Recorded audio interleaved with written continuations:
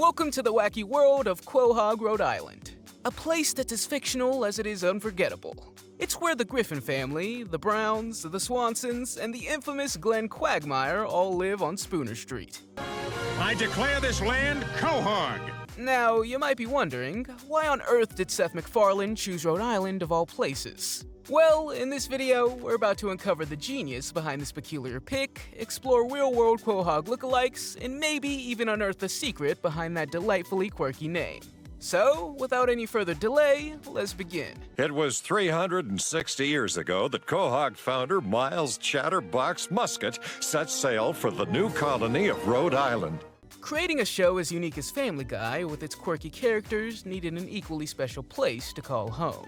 So, when Seth MacFarlane, the show's creator, was deciding where to set it, he made a choice that might have left some fans scratching their heads. Family Guy premiered in 1999 and has been entertaining audiences with its hilarious antics of the Griffin family ever since. Hey, Bri? Yeah? At first, some people saw Family Guy as just another animated show trying to be like The Simpsons. But as time passed, it evolved into something entirely its own. It developed a reputation for its edgy humor, quick-cut jokes, and even Broadway-style musical numbers. This unique blend helped the show thrive despite its controversial content. In fact, it now boasts 21 seasons and over 400 episodes. Quagmire, you're making a mistake. Quahog is where you belong. Seth MacFarlane has been the helm of the show since the beginning. He weathered the storm through several cancellations and always stayed true to his vision. This vision includes the fictional town of Quahog, Rhode Island, which serves as the backdrop for the Griffin's adventures. You might wonder why MacFarlane didn't make up a fictional state for a show like The Simpsons or More Oral did. Well, he had a very specific reason for choosing Rhode Island. In a Reddit AMA, MacFarlane explained that he spent a lot of time in Rhode Island during his college days. He found it to be a fresh and interesting place, almost like a mini version of Boston, and the local accent added an extra layer of humor. We're gonna build a new settlement. We'll have a happy new life and we'll have equal rights for all. In fact, MacFarlane's connection to Rhode Island goes beyond just college visits. He studied animation at the Rhode Island School of Design, and even created an animated short called The Life of Larry, which serves as a precursor to Family Guy. Many locations in the show draw inspiration from the state, including banks, hospitals, and even Peter Griffin's favorite beer, the Pawtucket Patriot, named after a town in Providence, Rhode Island. In fact, Seth MacFarlane had more than just a passing connection to Rhode Island. He had some personal ties that influenced his choice of the setting for Family Guy. You see, MacFarlane didn't randomly pick Rhode Island out of a hat. He had spent some significant time there. This personal connection added depth and authenticity to the show's location. Woods for timber, and always the bounty of the sea. Look at all this sand! One of the most striking clues about Quahog's location within Rhode Island is the frequent appearance of the Providence skyline in the show. If you're an eagle-eyed viewer, you may have noticed it in the background during numerous episodes. This isn't just a random skyline, it's a meticulously crafted representation.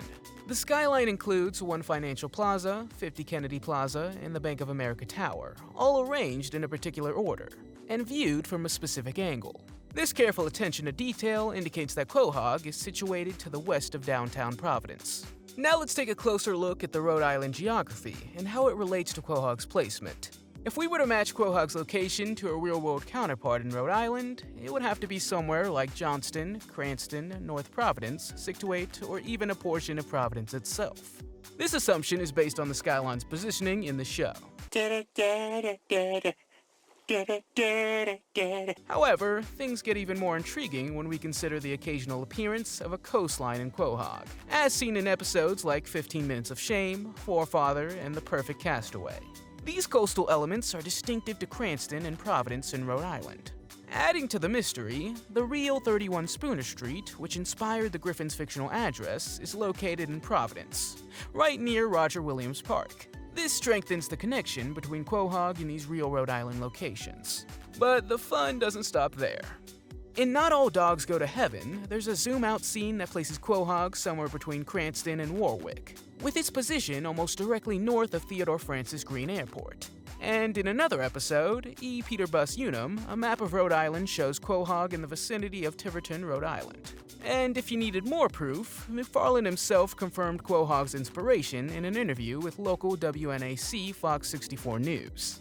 He revealed that the town is modeled after Cranston, Rhode Island, cementing the idea that Quahog is a powerful blend of various Rhode Island locations, with Cranston serving as its core inspiration. Now let's unravel the mystery behind the name Quahog and how it became the quirky hometown of the Griffin family and Family Guy. So, first things first, what's a quahog? Well, it's not a made-up word. It's actually an edible clam. Imagine that! And this clam-inspired name likely led to many businesses and places in the city adopting the name Quahog. Something out at sea? Clam ho! Now, here's a fun fact. The word Quahog originally comes from the Narragansett language, where it's known as the Quanachantog. That's a mouthful, huh? But don't worry, it got absorbed into American English as a loanword. That sounds awesome. Some DVD releases even use the name Quanachantog as their covers, emphasizing its connection to the fictional Quahog. Now, here's where it gets interesting. Many features you see in Quahog on the show, like the coastline, actually exist in a real place called Quanachantog. People living there often refer to the home as Quahog. However, the real Quanachantog is a tiny village community within Charlestown, Rhode Island, far away from Providence, where you'd find the skyline that appears in the show. As for why they picked Rhode Island, it turns out that Fox wanted the show to be specific to one town or region. But there was a catch. Danny Smith, a producer and writer on the show, had a previous experience with a joke about Pawtucket, another town in Rhode Island. That joke caused quite a stir, and even the mayor of Pawtucket got involved. Smith didn't want to risk angering the town, so he came up with a brilliant idea to create Quahog, which would be entirely fictional and avoid any real town controversies. Let's dive deeper into the people and places that make Quahog tick in Family Guy. Ladies and gentlemen, the mayor of Quahog, Adam West. Thank you very much. Mayor Adam West. Imagine having the eccentric Adam West as your town's mayor. Well, that's exactly what Quahog had. The real Adam West, famous for playing Batman, lent his voice to this hilarious character. He served as the mayor of Quahog from season 2 until season 17. My God, I'm a tomato! Adding his unique charm to the show.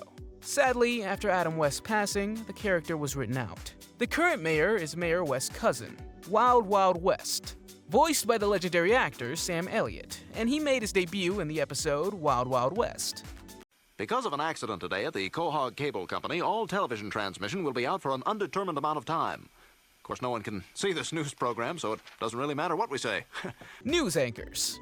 Every town has its local celebrities, and in Quahog, it's Tom Tucker and Diane Simmons. Tom Tucker, with his deep, self-assured voice, is the baritone-voiced news anchor at Channel 5. I drive a 2006 Infiniti and I don't intend to lose it, so come and get some, punks. His co-anchor, Diane Simmons, also added to the newsroom drama. Although she met a surprising end in the episode and then there were fewer, her presence left a mark on the show. Working alongside them are Tricia Takanawa, Tom, I'm standing here with Mayor Adam West. a reporter who speaks with a distinctive nasal monotone, and Ollie Williams, the fast-talking meteorologist known for his super brief reports. What happened last time, Ollie? Stewie killed Lois! Then what? Peter got blamed! Then what? Peter went to court! Then what? Lois came back! Ow. Wasn't really dead! Thanks, Ollie. The Drunken Clam. Now let's talk about the most famous watering hole in Quahog, the Drunken Clam.